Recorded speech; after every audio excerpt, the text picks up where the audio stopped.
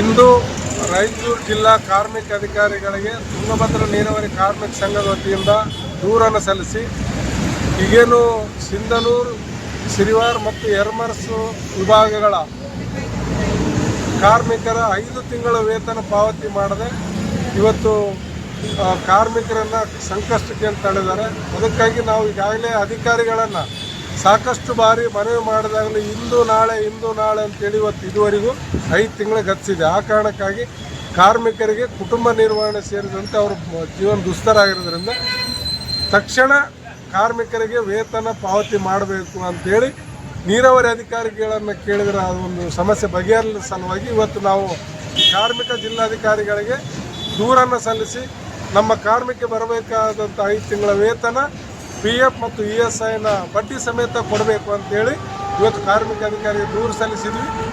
ತಕ್ಷಣವೇ ಕಾರ್ಮಿಕ ಅಧಿಕಾರಿಗಳು ಕಾರ್ಮಿಕರಿಗೆ ವೇತನ ಪಾವತಿಸಲು ಕ್ರಮ ಕೈಗೊಳ್ಳಬೇಕಂತೇಳಿ ಅವರಲ್ಲಿ ಒತ್ತಾಯ ಮಾಡ್ತೀವಿ. ನಿಮ್ಮ ಹೆಸರು? ಕೆ. ನಾಗಲಿಂಗಸ್ವಾಮಿ, ಅಧ್ಯಕ್ಷರು, ತುಂಗಭದ್ರಾ ನೀರಾವರಿ ಕಾರ್ಮಿಕರ ಸಂಘ ಕೇಂದ್ರ ಸಮಿತಿ.